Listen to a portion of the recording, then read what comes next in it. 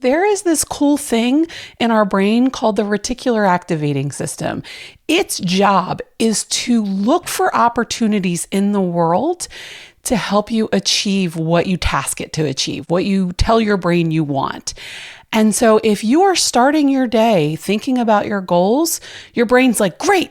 All right, where are the opportunities for you to reach that goal? And you are focusing your subconscious mind, which contains all of your experience, everything you've learned, all of your wisdom, like a supercomputer on reaching your goals.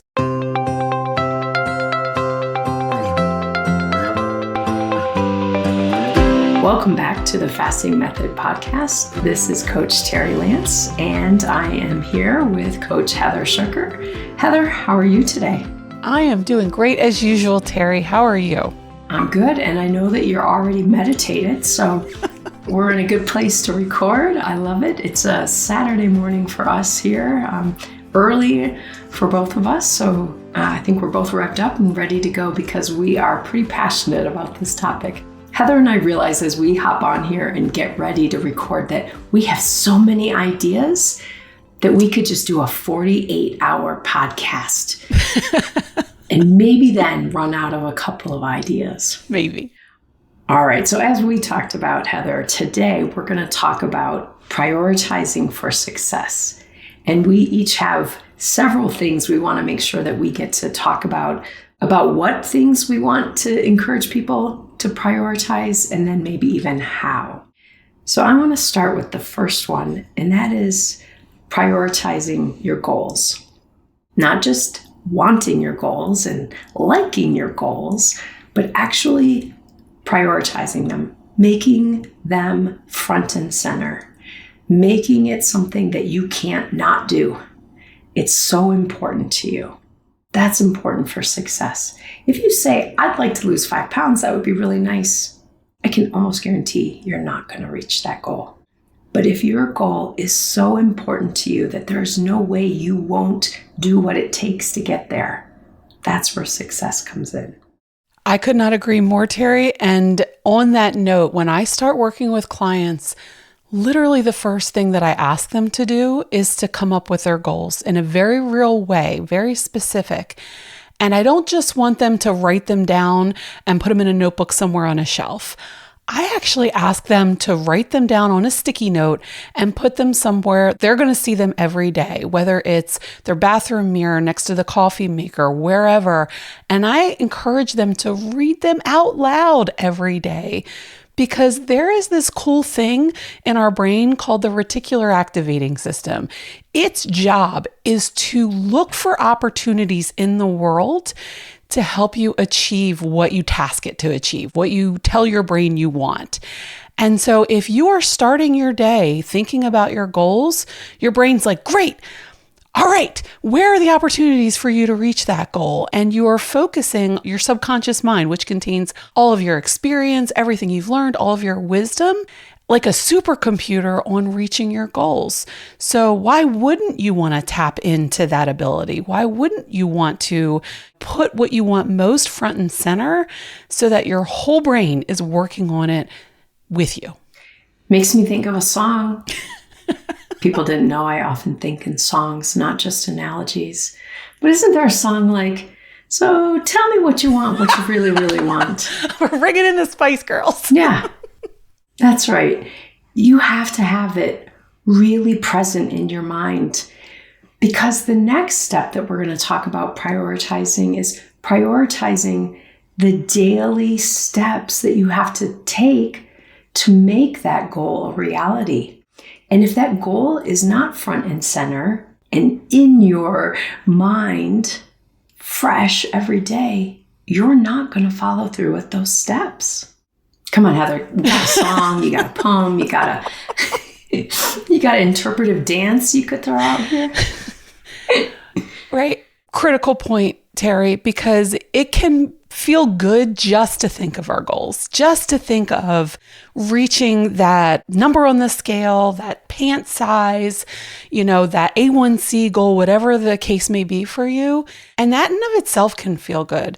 But when you think about what it actually takes to get there, the daily actions, That's actually a better place to start when it comes to this process, because those bigger, more lofty goals take a whole lot of time. And so if you wait to feel good when you reach them, you will be waiting for months. Whereas if you're looking across the landscape of the week and you think to yourself, gosh, my goal is to do 3 therapeutic fasts this week. My goal is to take a walk, 4 out of the next 7 days. Basically, to do what it takes to reach those bigger goals, then we get to experience that success, that wind on our back on a weekly basis. And that is way more powerful than, okay, I'm going to feel really good 6 months from now. That's too long, because it's hard to maintain the motivation, as we've talked about before, toward those bigger goals. Whereas if you can get win after win on a daily basis, that's very powerful. And so crucial, because, as I think every listener can probably attest to, and I know, Heather, you stand out as kind of a model of this for me, just getting to the goal, achieving the goal, like the weight loss goal, that has nothing whatsoever to do with maintaining it. Terri, don't get me started. But it is every decision I make, the daily habits that I create that help me maintain the success that I have reached.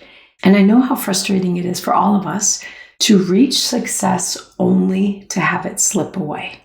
But reaching the success does not help me hold the success. Absolutely. And, there's this funny thing that we talk about at the fasting method, which is, we lure people in with the promise of weight loss. And then truly it is about health, right? That is the penultimate goal of what we're trying to achieve here, is to help people toward their best level of health.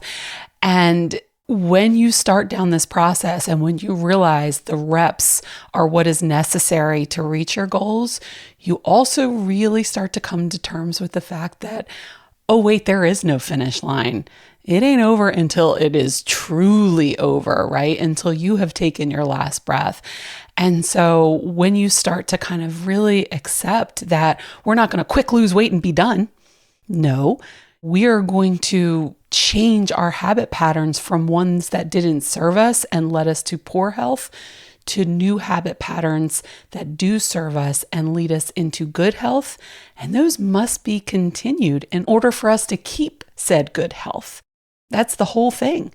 And so if in your mind, it's like, and pace is always an issue when it comes to clients, when it comes to community members. So I get it. You want it to happen fast. But if in your mind, it's like, okay, I need to hurry up, get all this weight off so I can be done and go back to quote unquote normal.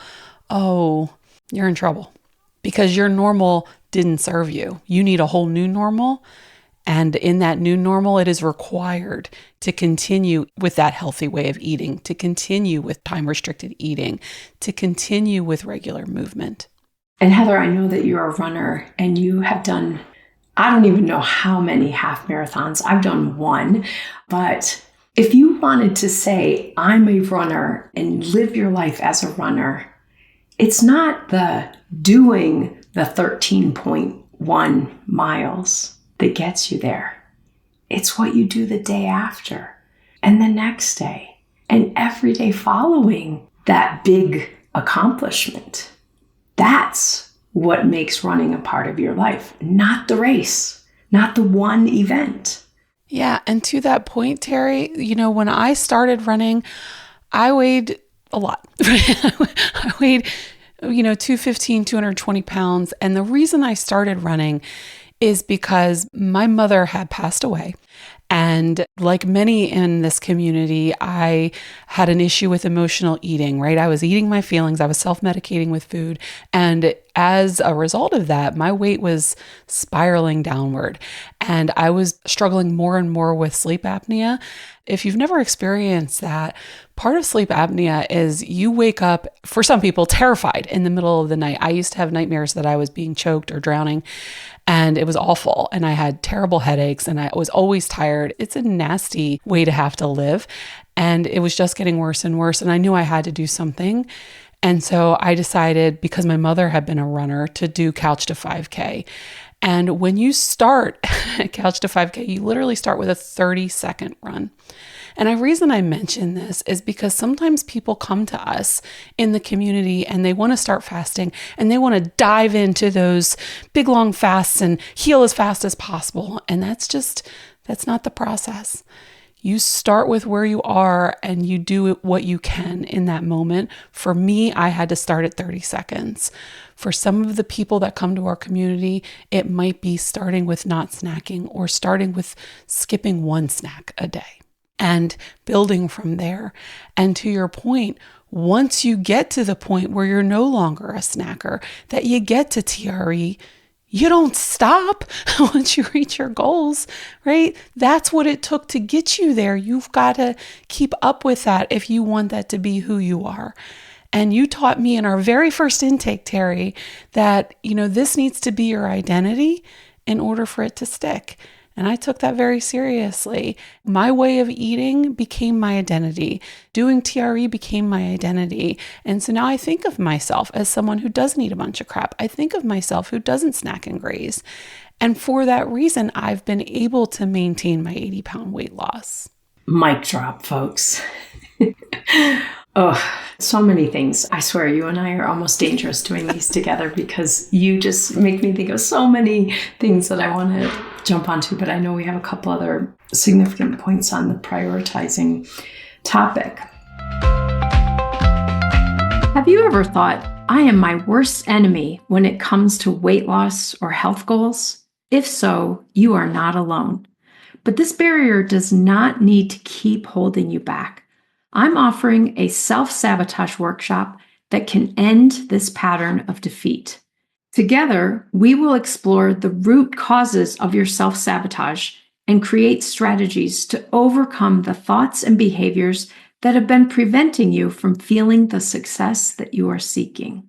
You will learn to proactively avoid the pitfalls that have kept you feeling stuck and develop new responses to triggers that have served as roadblocks for years.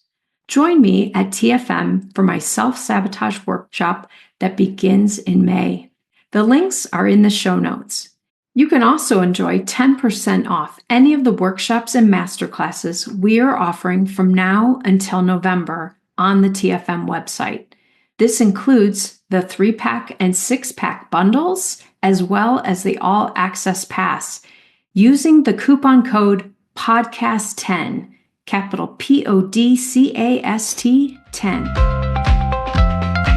So the next one I wanted to talk about with you, Heather, is prioritizing your commitment. This is a topic that's come up in several of my small coaching groups and has been the topic of some of my large community groups. I think for so many of us, we can make a commitment. We can set the goal. We can have this great prize that we're looking toward. But following through, prioritizing the commitment we made toward that is where we start to struggle. The implementation of the steps, as we've been talking about, Heather. So I'm going to veer off just a little here, folks, because, I love real life analogies for things. And I was thinking of two groups of clients and people that I know and thinking about this prioritizing commitments. So I have clients and I have friends and people in my life that, to honor their spiritual, religious culture and beliefs, they do something that's hard. They fast for Ramadan, or they make promises to give up something, forego something that they enjoy and love for Lent. So they make these Lenten promises, or they commit to fasting during Ramadan, and they both are happening as we're recording this. So why is it that I never hear any one of them say to me, well, it's the 7th day of Ramadan, but this fast today is really hard, so I'm not going to do it? Why do I not hear any of them say, I gave up chocolate for Lent, but you know what? It's really hard today, so I think I'm just going to go get some M&Ms. Why do they actually follow through? Because the reason why they're doing it is so significant to them. It has so much meaning and power. It's a commitment. It's not just an intention. It is a true commitment, and they don't break it. The challenge is it's so much easier for so many of us to break our commitments that we make to ourselves than those that we make to our belief systems, our partners, our parents, our children. We can make commitments and follow through with commitments to others, but we struggle to follow through with them. To me, this is a huge topic, huge, and I know it has meaning for different people, so I'm going to bring in just a little bit of levity here, and that is a Seinfeld reference. And they're talking about U-Haul. You reserve your U-Haul truck, and on the day you go to get your U-Haul truck, they have no truck. And the line in the episode was, I know you can make a reservation, but can you hold a reservation? And so I feel like that each time I'm working with clients, I know you can make a commitment, but can you hold the commitment? Because that's where success happens. It's really hard to move your stuff across the state when U-Haul doesn't show up with the truck. It's really hard to reach your weight loss or health goals when you don't show up for those daily steps that you committed to. Talk about mic drop. Absolutely, Terri. And to that point, sometimes when people hear that, they think, oh, well, I don't have that determination in me. I am not good with holding my commitments. I don't have discipline. I don't have grit. And I would argue to every single one and have, yes, you do. Take a look at it. Are you able to hold down a job? Are you able to maintain relationships? Have you raised children? And if the answer is yes to any one of those things, then you absolutely have the grit and the discipline, because we don't always want to get along with our spouse. We don't always want to show up for work. We don't always want to get up in the middle of the night to tend to a baby, but we do. We do, because we do have the discipline to do things that we don't necessarily want to do. The problem, like we've been talking about, is it a priority? All those things are examples of you prioritizing others. What about you prioritizing yourself? As you and I have discussed, Heather, this is something that we both are very passionate about, is prioritizing ourselves.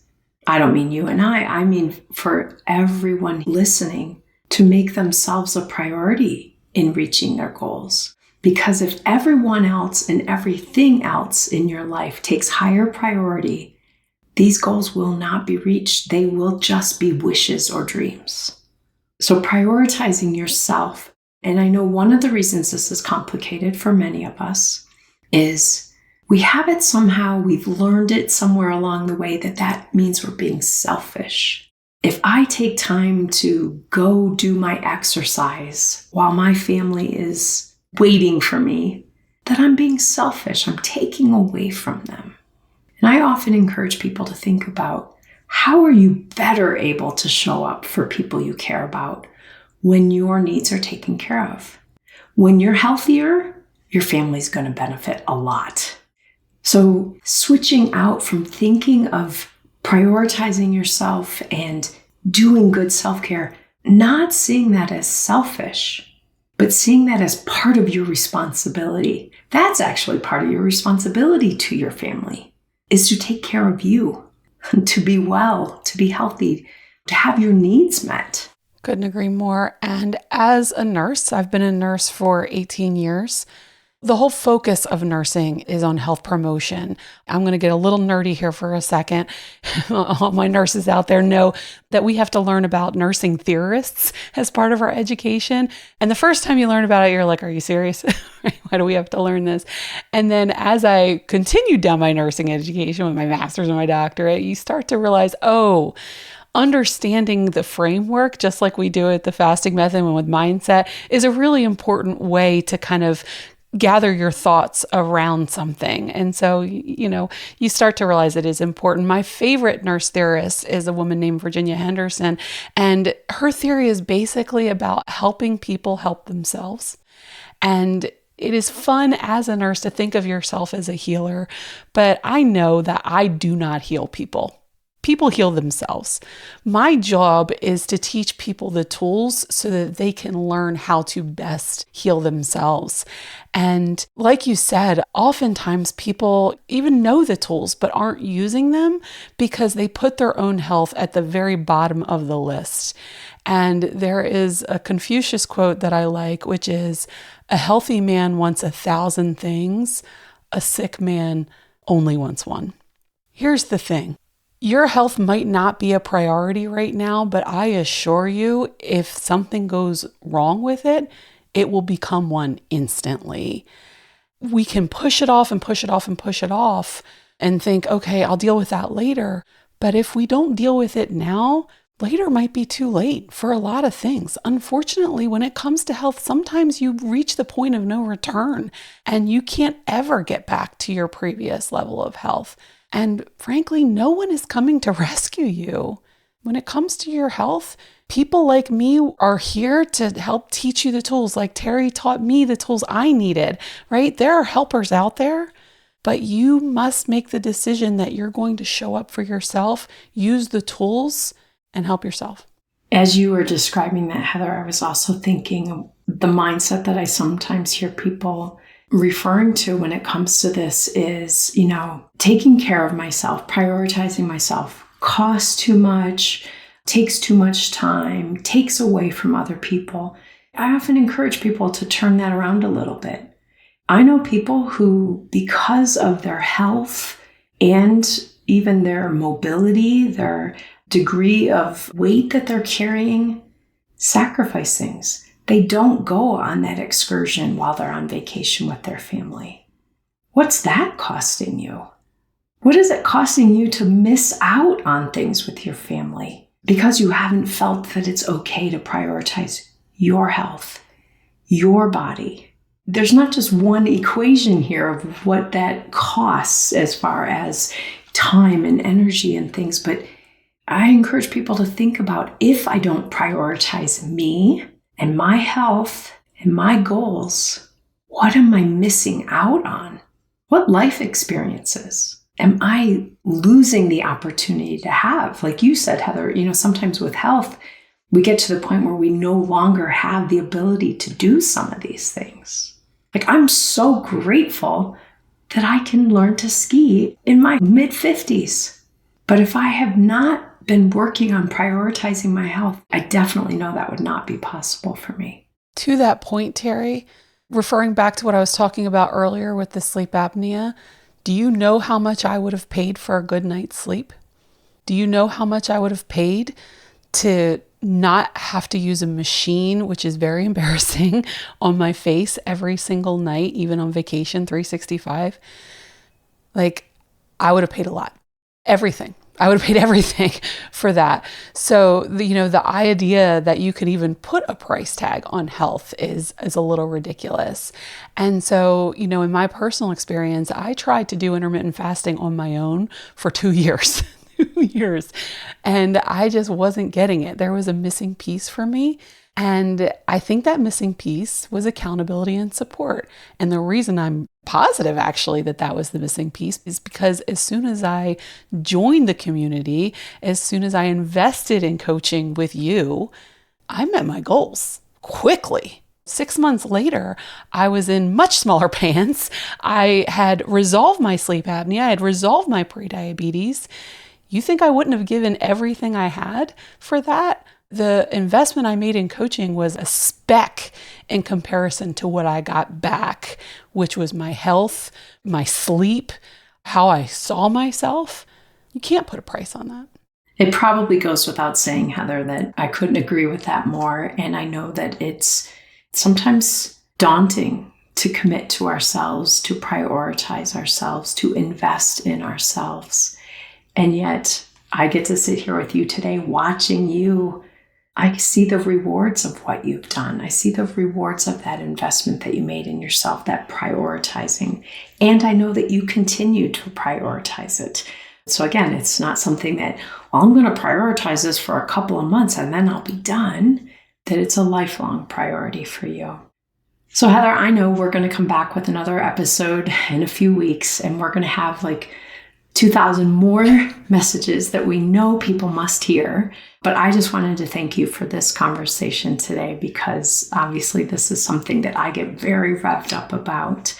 It's really great to get to share that with you. And I know that our listeners gain so much from how you describe things. So thank you for this conversation today. Thank you, Terri. I became a coach because I benefited so greatly from coaching, and this is how I pay it forward. And I am grateful for the opportunity for you to help me get here, and for TFM to help others get to where they want to go. So make good choices, everybody.